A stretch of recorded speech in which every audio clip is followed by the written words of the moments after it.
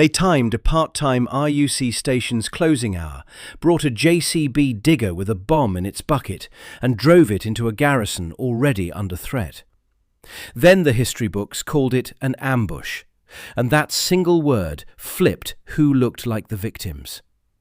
The Wikipedia article about the night of 8th May 1987 in County Armagh is titled Loughgall Ambush. The BBC programme page describes it as the moment the SAS kill 8 IRA members in an ambush. The Irish Times has used the phrase in multiple headlines across decades. Academic texts refer to it as the set-piece ambush at Loughgall. The label travels freely, mainstream, non-partisan, and repeated so often it has the feel of simple description. But a label isn't a neutral container. Every word in a sentence assigns grammatical roles: subject, object, agent, recipient. Ambush, specifically, does something particular. Every major military definition, NATO's AAP 06 glossary, the Oxford dictionaries, the US Marine Corps doctrine, assigns the same roles. The concealed, waiting party is the ambusher. The moving, approaching party is the ambushed. The ambushed party is, structurally, the target, the one caught off guard, the one in the victim's slot. Apply that structure to Loughgall and the assignment is clean. The hidden garrison becomes the aggressor, and the unit that drove a bomb to the station becomes the ambushed party. None of that required anyone to change the station hours, the bomb weight, or the men who chose the target. The argument this script makes is precise. It isn't that the word is technically wrong. In the strict military tactical sense, a concealed force waiting for an approaching enemy is an ambush. The argument is that the word's cultural role assignment, the victim it identifies, the agency it awards, runs in the opposite direction to the sequence of facts the night actually produced. Understanding that gap requires going back to the station, the clock, and the unit. Loughgall is a small village in County Armagh, the kind of place that appears on maps without much justification. A church, a cluster of houses, a football club, and a police station. In 1987, it had an RUC post that operated on a part-time, limited opening schedule. Not a fortified barracks. Not a full-time installation with permanent staff and reinforced infrastructure. A rural outpost open for business twice a day. The European Court of Human Rights, in its 2001 judgment on the case, recorded the hours exactly. The station was closed at 11 a.m., reopened at 5 p.m. and closed again at 7 p.m. The Pat Finucane Centre, a civil rights research organisation, independently documented the same schedule. Open from 9 to 11 in the morning and again from 5 to 7 in the evening. 3 local RUC constables ran the station on a normal day. No permanent garrison, no full-time fortified barracks. A part-time rural outpost staffed at close of business by 3 officers. That schedule isn't a footnote. It's the spine of everything that follows. Picture what a part-time rural station means in practical terms in 1987. At 7:01 in the evening, on an ordinary day, the last constable would turn the key and walk to his car. The lights would go off. The building would stand empty behind its perimeter fence in the early May dusk. For a unit planning to drive a bomb through the gate and destroy the structure, the closing hour was the moment of minimum human obstacle. The brief window between the station being occupied and being empty. Study the hours, time the arrival, clear the target before it closes, or catch it as it does. An organisation planning to attack that station with maximum operational effect would want to know those hours. It would want to know when the building was occupied, when it was about to close, when the officers were at their most predictable. The hours weren't classified. They were a posted schedule for a public police station in a small village. They could be observed, written down, and acted on. The East Tyrone Brigade studied that schedule and acted on it. The Papfanouken Centre's own account confirms the plan was to strike after 7 p.m, the closing time. The attack on the station was planned to take place after 7 p.m, it records.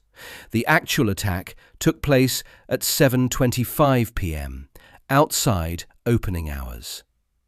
HistoryNet, drawing on accounts from IRA scouts who survived that evening, puts the operational logic plainly. The team timed its arrival to coincide with the 3 RUC policemen's scheduled quitting time. One scout, recounting the intent, described it directly. The point of the operation was to get in before they left, to take them out. So before a single vehicle left the assembly point that evening, the unit had a target chosen, a schedule memorized, and a purpose stated. Not a chance encounter with a police station, not a random act. A planned assault on a known location, timed to a posted closing hour. The assault package itself tells the same story, and it's worth walking through it in sequence because the sequence is the argument. The afternoon of 8th of May 1987 was a Friday in early May. Long evenings, good light. In the hours before 7 p.m, the unit hijacked a blue Toyota Hiace van from a business in Dungannon. At almost exactly the same time, a JCB backhoe digger was taken from a farm on Lislasley Road, approximately 2 miles west of Loughgall. The time was around 6:45 in the evening. 2 IRA members stayed at the farm to prevent the owners from raising the alarm, a detail that confirms the operation had been broken into specialist roles, coordinated across multiple people who each knew their specific task. The digger's front bucket contained a large oil drum packed with high explosive. The PSNI's Historical Inquiries team, in findings reported by the BBC in December 2011, confirmed the bomb's weight as 200 pounds. The drum was partially concealed by rubble, ordinary building material piled over the top of it, and was wired to 2 40-second fuses running to a manual ignition point. No remote detonation, no timer. Someone had to drive that machine through the fence and light those fuses by hand, standing in the bucket or beside the machine, with 40 seconds to get clear before the drum went off. That isn't a casual arrangement. It requires a specific person with specific nerve who knows what they are doing. That person was 21-year-old Declan Arthurs from Galbally, County Tyrone. He had grown up driving diggers on his family's farm. He had operated one at the Birches 9 months earlier. He understood the machine and what it would be asked to do.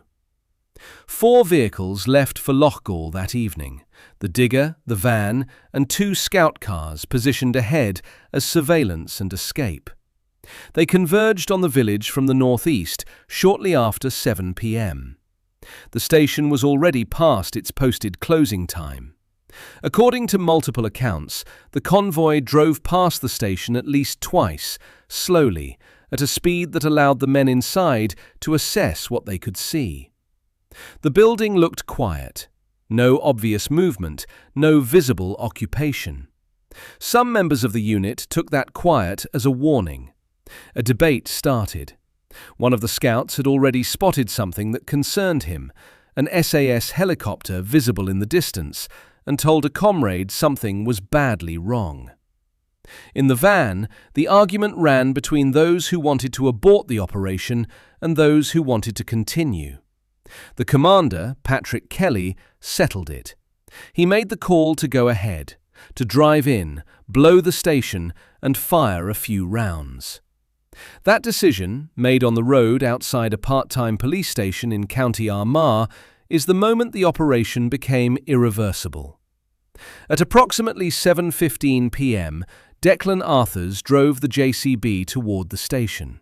Tony Gormley and Gerard O'Callaghan had climbed out of the van and were riding alongside the digger, what journalist Peter Taylor described as literally riding shotgun, weapons in one hand and a lighter in the other. The van followed. Arthurs crashed the machine through the light security fence. The bucket, with its oil drum partially hidden under rubble and its two 40-second fuses, came through the perimeter. Arthurs lit the fuses. Patrick Kelly jumped from the passenger seat of the van and immediately opened fire on the station building with automatic weapons. According to the British security forces, and corroborated in the ECHR judgment, other members of the unit also opened fire in the same sequence. The PSNI's Historical Inquiries team would later conclude the IRA unit had fired first at Loughgall, a finding reported by the BBC in December 2011 and consistent with the ECHR's own reconstruction of events. The garrison inside, 6 SAS soldiers in plain clothes and 2 RUC HMSU officers, was under fire from automatic weapons before it returned fire. The bomb detonated. The blast destroyed the digger and severely damaged the station, injuring the 2 HMSU officers. An SAS soldier received a facial injury from glass after a window was broken by gunfire. Arthurs had run after lighting the fuses, sprinting toward a laneway opposite the Loughgall FC premises. He was shot there multiple times. He died in that laneway, holding the Zippo lighter he had used to light the fuses. The photographs taken afterward show it still in his hand. The SAS fired from the station and from 5 hidden positions in the surrounding wooded areas, using M16 and Heckler & Koch G3 rifles and 2 L7A2 general-purpose machine guns. A subsequent count found approximately 600 spent British cartridge cases at the scene. The body of the van alone took roughly 125 bullet holes. All 8 IRA members were killed, each with multiple wounds. The weapons recovered: 3 Heckler & Koch G3 rifles, 1 FN-FAL, 2 FN-FNC rifles, a Franke Spaz 12 shotgun and a Ruger Security 6 revolver, were subsequently linked by the RUC to 7 known murders and 12 attempted murders in the Mid-Ulster area. Declassified documents released through the National Archives of Ireland in 2017 revealed British government ballistic tests showing those weapons had been used in 40 to 50 killings, including every IRA-attributed fatality in counties Fermanagh and Tyrone in 1987 prior to that evening. This wasn't a unit without a history. The weapons weren't virgin. The word unsuspecting can't survive a look at the 3 senior men. Patrick Joseph Kelly was born in Carrickfergus on the 19th of March 1957 and became officer commanding the East Tyrone Brigade in 1985. He was 30 years old on the night he died and had been running one of the IRA's most active rural formations for 2 years. He held that rank until 8th of May 1987. In the seat beside him in the blue Toyota Hiace that evening was everything he had been building since 1985. A method, a target, a team. On the 7th of December 1985, 18 months before Loughgall, Kelly commanded an attack on the RUC barracks in Ballygawley, County Tyrone. 2 RUC officers were shot dead at the barracks entrance: Reserve Constable William Clements, 52, and Constable George Gilliland, 34. Both were killed as they came out of the building. The station was then raked with automatic fire and destroyed by a bomb. 3 other officers were wounded. The Ruger Security 6 revolver, recovered at Loughgall in 1987, had been stolen from Clements during that earlier attack. A thread of physical evidence connecting the 2 operations that the RUC confirmed in its subsequent weapons review. On the 11th of August 1986, Kelly commanded the attack at the Birches, using the same digger bomb method he would bring to Loughgall 9 months later. 3 confirmed station attacks: Ballygawley, the Birches, Loughgall, over 18 months. all under the same commander, all against the same class of target, all with the same strategic intent. Destroy the station, prevent it from being rebuilt, hold the ground. Jim Liner was born in Monaghan Town on 13th of April 1956. He joined the IRA in the early 1970s. In December 1973, at 17 years old, he was badly injured when a bomb he was carrying exploded prematurely. He was arrested, convicted, and sent to the Mays prison, where he spent 5 years. By all accounts, he used that time with unusual purpose, reading the writings of Mao Zedong, studying the history of guerrilla warfare, thinking systematically about how a small armed force could hold territory against a larger conventional one. He emerged from the Mays in 1979 with a doctrine. Almost immediately after his release, he was elected as a Sinn Féin councillor for Monaghan Urban District Council. He held that seat continuously from June 1979 until the evening he died at Loughgall.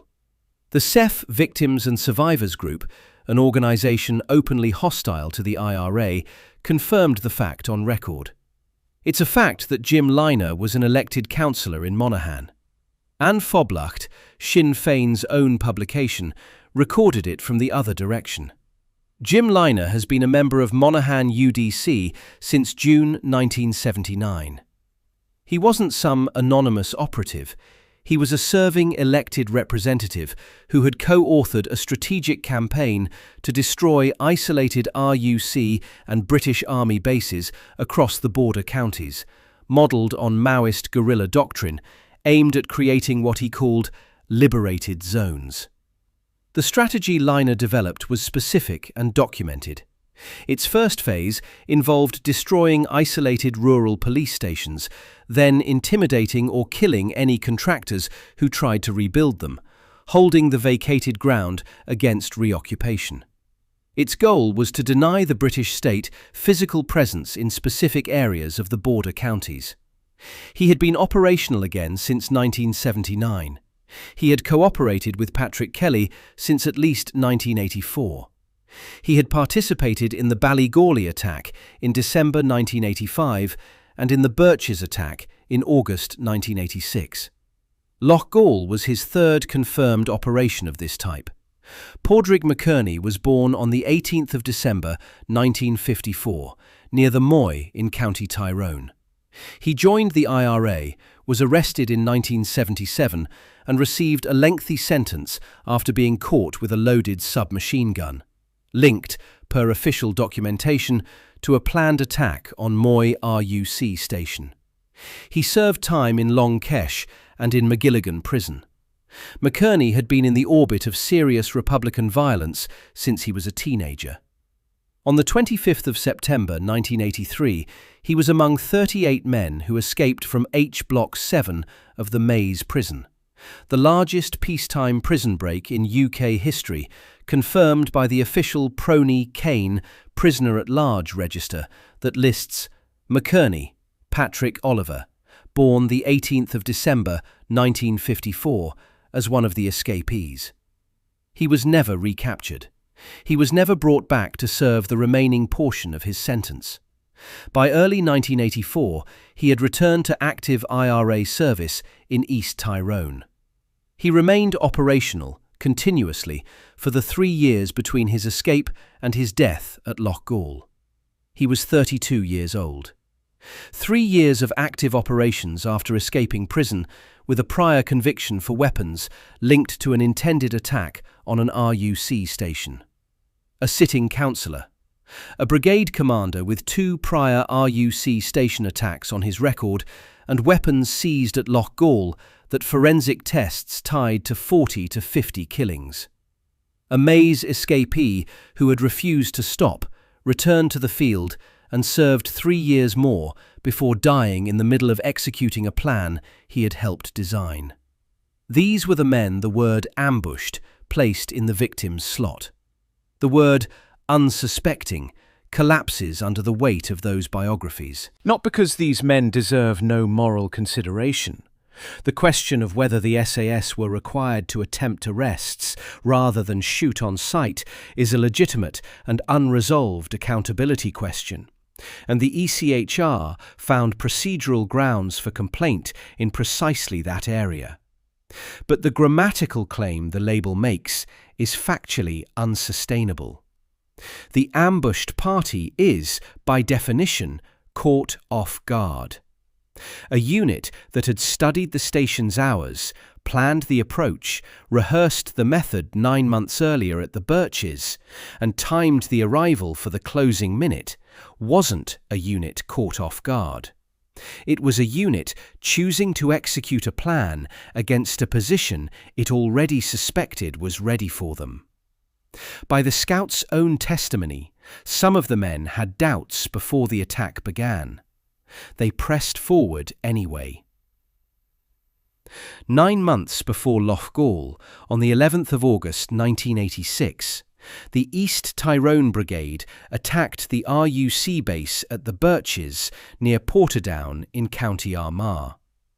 The method was identical. A stolen JCB digger carrying a bomb in its front bucket, driven through the base's perimeter fence. The station was unmanned and was destroyed. About 35 people were reportedly involved across the various operational roles: lookouts, the armed team, bomb makers, diversionary attackers, and an escape route crew. A diversionary bomb was staged at Pomeroy to draw security forces away from the real target. Patrick Kelly commanded the operation. Many of the men who died at Loughgall, McKerney, Liner, Kelly, Arthurs, had participated in the Birches operation directly. Ireland's Long War described the Birches accurately as a dry run for Loughgall. The relevance is narrow and specific, and the brief demands it stay narrow. The Birches matters here for one reason only. The digger bomb wasn't an improvisation the garrison at Loughgall couldn't have anticipated. It was a documented, repeating tactical signature, used twice in 12 months by an identified unit against the same class of target. British intelligence services had a method, a unit, and a pattern to respond to. When they reinforced Loughgall, they weren't inventing a trap from thin air. They were responding to a known operational signature from a known brigade with a confirmed record. The reinforcement of Loughgall on the 8th of May 1987 wasn't routine. It was specific, and it was intelligence-driven. The ECHR judgment in Kelly and others versus the United Kingdom, decided on the 4th of May 2001, recorded the circumstances exactly. Following a briefing that a terrorist attack on Loughgall RUC station was likely on the 8th of May 1987, 24 soldiers and 3 RUC officers arrived at the station in the early hours and took up positions at 6 locations surrounding it. 24 soldiers, 3 RUC officers, positioned in the early hours of the same morning. 6 locations inside and around the building. The BBC's Spotlight on the Troubles documentary, broadcast in October 2019, reported that police had known weeks beforehand that the IRA planned to attack a police station, and had known Loughgall was the specific target at least 10 days before the operation. This wasn't a last-minute tip. It was accumulated, specific, and acted on with enough lead time to stage a comprehensive defensive deployment before first light on the day of the attack. 6 SAS soldiers in plain clothes were inside the station with the local RUC officers. 18 more SAS soldiers in uniform were concealed in 5 positions in the wooded areas around the building. An undercover army surveillance unit, 14 Intelligence Company, drove through the back roads into Loughgall, tracking the IRA convoy as it moved. When a covert observation post reported that the digger had been collected from the Lislassley Road farm and was moving, the SAS took up its positions. The machine was being watched from the moment it was stolen. That is what a prepared defence looks like. Not an ambush laid for an innocent party. A garrison defending a specific, known, threatened position against a threat it had been tracking for at least 10 days, using a method it had seen before from the same unit. Military doctrine calls this a deliberate defensive operation. The defender occupies and strengthens a known position in advance of an expected assault, using available intelligence and terrain to maximize defensive effectiveness. U.S. Marine Corps doctrine defines an ambush as a surprise attack by fire from a concealed position upon a moving or temporarily halted enemy target. NATO's AAP-06 glossary gives the same construction. A surprise attack from concealed positions on a moving or temporarily halted enemy. Both definitions identify the concealed, stationary party as the ambusher and the moving, approaching party as the ambushed. At Loughgall, the SAS soldiers were concealed and stationary. The IRA unit was moving and approaching. Applied mechanically, both definitions say the garrison was the ambushing party. That isn't a contested reading. It's what every mainstream source that uses the label is actually saying when it calls this the Loughgall ambush. And they are using the word correctly in its tactical military sense. The argument isn't that the label is technically wrong. The argument is about what that technically correct label does once it enters general usage. The word ambush carries more than a tactical definition. In ordinary usage, in newspapers, in history books, in how a reader processes a sentence, it carries a narrative frame. Someone was caught, someone was victimized, someone was vulnerable.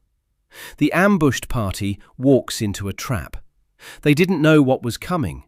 They are, in the popular imagination, the party wronged by the encounter. That frame is what the label applies to the East Tyrone unit at Loughgall. And that is where the inversion happens. The IRA unit is placed grammatically as the object of the action. They were ambushed. This grammatical position is culturally associated with the victim slot.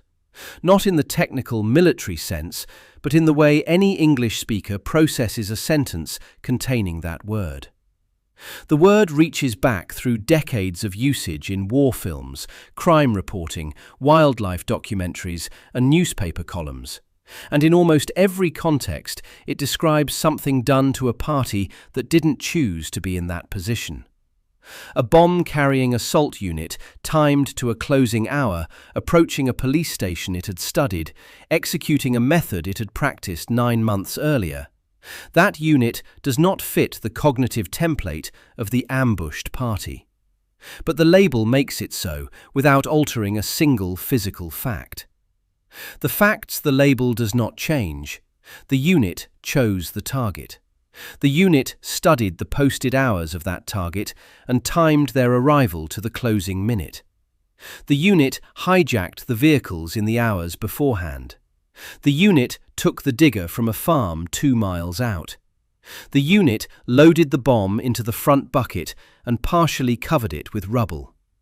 The unit drove that package to the station, breached the perimeter fence, lit the fuse manually, and opened fire on the building with automatic weapons before the garrison returned fire.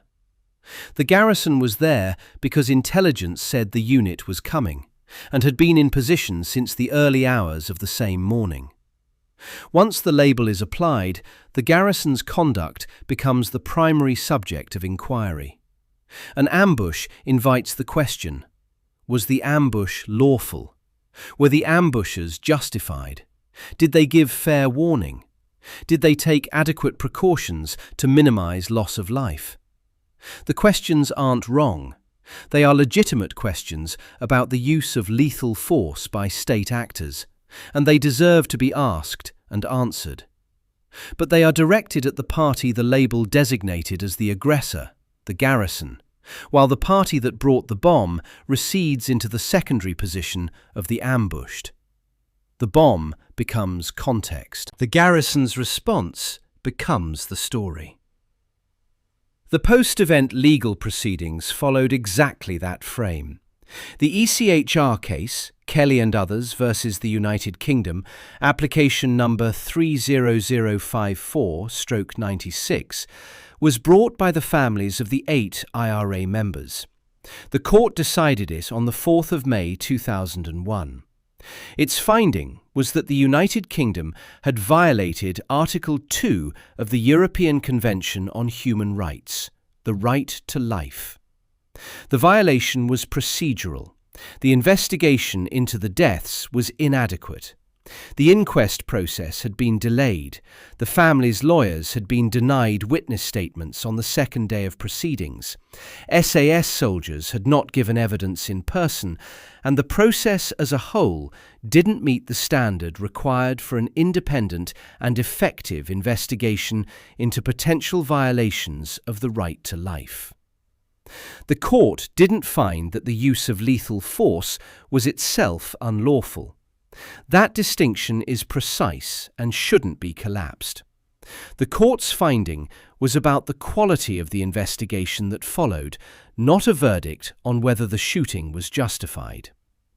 The ECHR ordered the United Kingdom to pay compensation to each of the families on procedural grounds, not on the grounds that any specific killing was unlawful. The families had legitimate basis for pursuing that finding.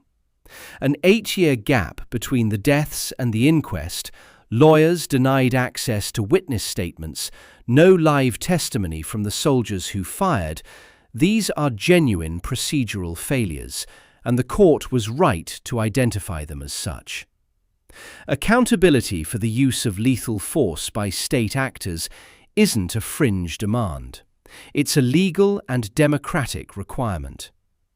But note what the proceedings examined and what received less formal scrutiny.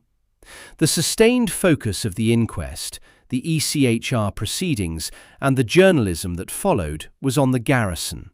Rules of engagement, whether warnings were issued before firing began, whether arrest rather than killing was a viable option, whether the planning of the operation met proportionality requirements. These are serious questions, and they occupied most of the formal record. The planning and intent of the assault unit, the station hours they had studied, the digger bomb they had built and tested at the Birches, the purpose their scouts had stated explicitly, occupied a comparatively thinner part of that record. Not absent, thin. The 2017 release of declassified National Archives documents in Dublin provided a data point that cuts through the framing. British government ballistic tests conducted after Loughgall found that the weapons recovered from the 8 dead men had been used in 40 to 50 killings, including every Republican killing in counties Fermanagh and Tyrone in 1987 before that evening. The Irish Times reported this finding without notable controversy. But it appeared as a document release, not as a conclusion built into any formal inquiry. The weapons history was noted. The question of the garrison's conduct was the one with a court case behind it. That asymmetry isn't the product of bad faith by any individual journalist, lawyer, or judge. It's the structural consequence of the framing. An ambush has an ambusher and a victim. The ambusher's conduct is what you investigate. The victim's conduct, having been assigned the passive role by the label, becomes context rather than the central question. The label created the frame. The frame shaped the inquiries. The inquiries then reinforced the frame by generating more formal scrutiny of the garrison than of the bomb. There are those who push the inversion further.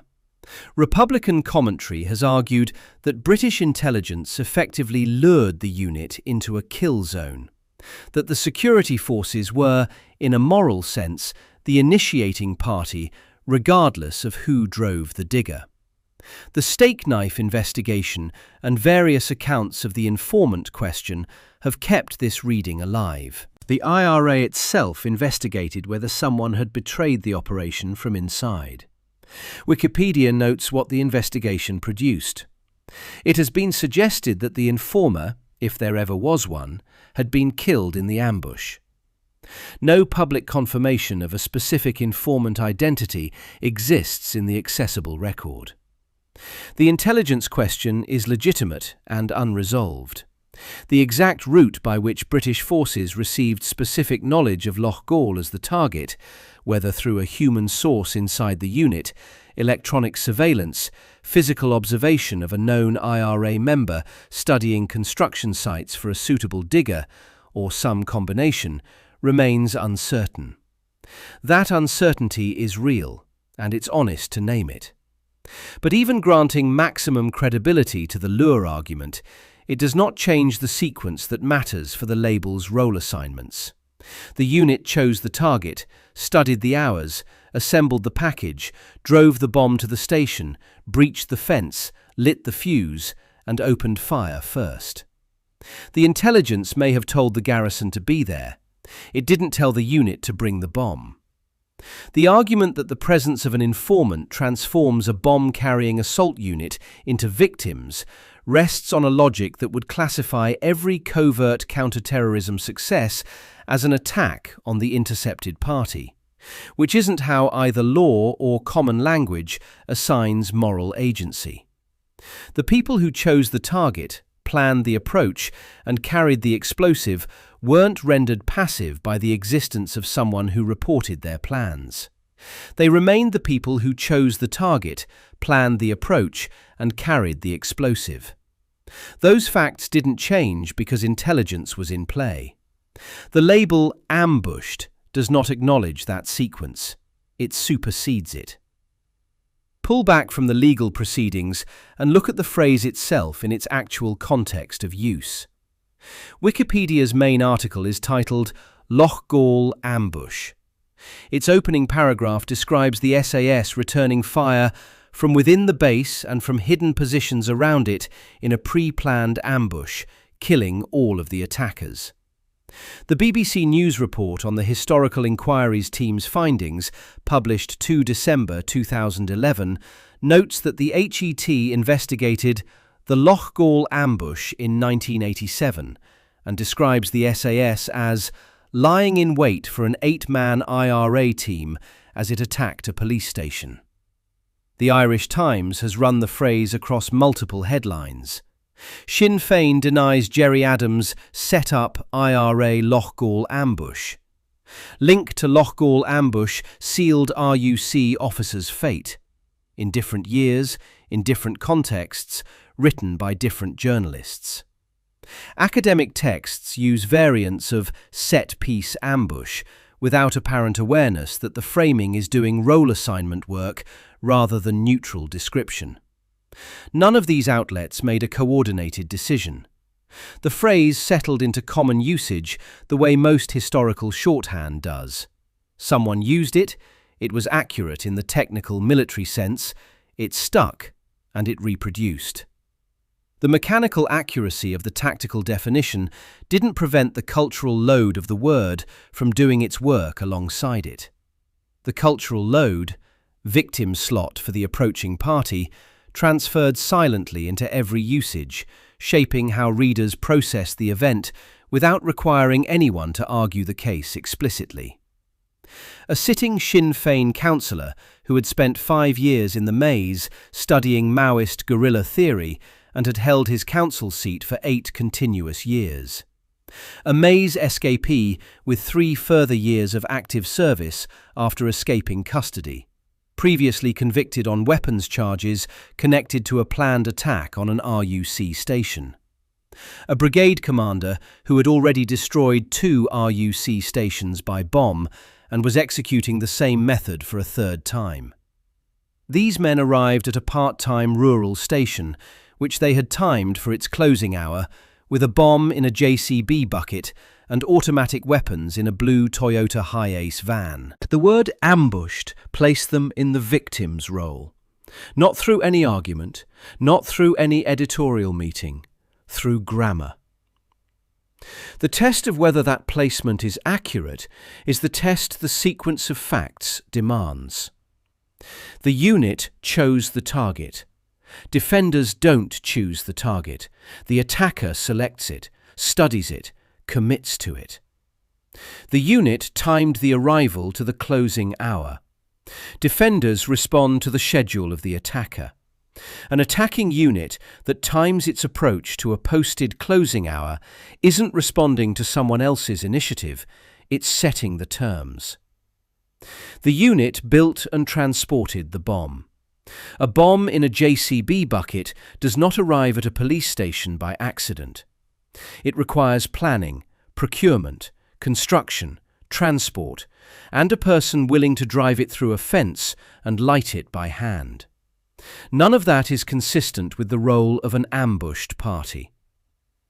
The unit opened fire first, per the Historical Inquiries team's conclusion reported by the BBC in 2011. The SAS returned fire. A party that fires first at a defended position isn't returning fire, it's initiating contact. The garrison occupied the station because intelligence said the unit was coming. Defending a known threatened position is defence, regardless of how prepared that defence is. A fortified garrison waiting for an attacker isn't transformed into an aggressor by the act of waiting. The preparation is what defence looks like when intelligence is functioning. The scouts already suspected something was wrong before the attack. One of them spotted an SAS helicopter and said so aloud. The unit pressed forward anyway. The tactical surprise was, at minimum, compromised in the minds of some participants before the first shot was fired. NATO's own doctrine identifies surprise as the key element of an ambush. The approaching unit wasn't surprised. It had doubts. It chose to continue. None of that makes the word ambush technically inapplicable in the military tactical sense. The garrison was still concealed and stationary. The IRA unit was still moving toward it. The tactical definition holds. But that is precisely the point. The word is technically accurate for one narrow dimension of the event: who was hidden, who was moving, and wildly inaccurate for every dimension that concerns moral and narrative responsibility. Who chose the target? Who built the bomb? Who drove it there? Who lit the fuse? Who fired first? The label selected the technically accurate dimension and discarded the rest. In doing so, it reassigned the victim slot to the party with the bomb. That reassignment has had consequences. It shaped the questions that formal proceedings asked and the questions they didn't. The fact that this happened without coordination, without malice, and through the simple mechanics of a word's dual meaning makes it more instructive, not less. A label does not need a conspiracy to do role assignment work.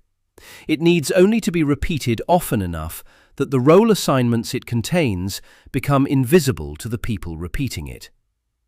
Loughgall ambush has been repeated for nearly 4 decades by outlets and scholars with no shared agenda beyond the convenience of a recognized shorthand.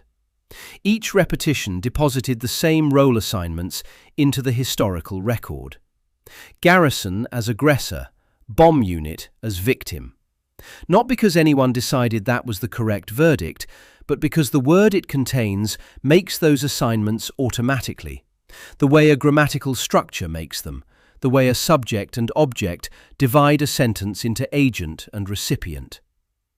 The physical night was a deliberate assault into a prepared defence. An 8-man unit executed a planned attack on a specific target, timed to its closing hour, using a method previously employed by the same unit against the same class of target 9 months earlier, against a garrison that had been in position since the early hours of that morning, on the basis of specific intelligence about exactly this kind of attack from exactly this brigade.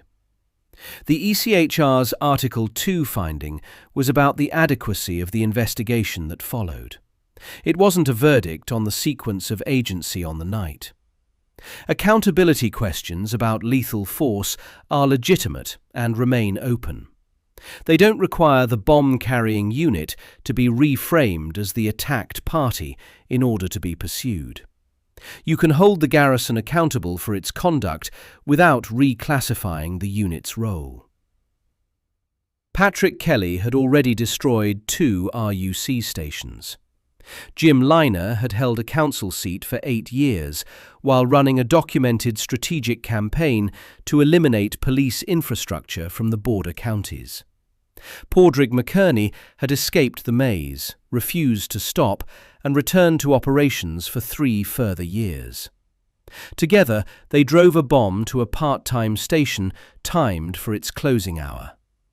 A garrison that had spent the day in position, waiting on intelligence it had received at least 10 days earlier, defended that station. The IRA unit opened fire first. The garrison returned it. The word ambush landed after the shooting stopped. It didn't need a single fact to change.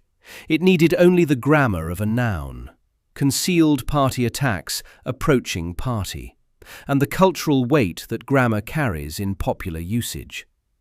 It placed the approaching party, the one with the bomb, in the victim's slot.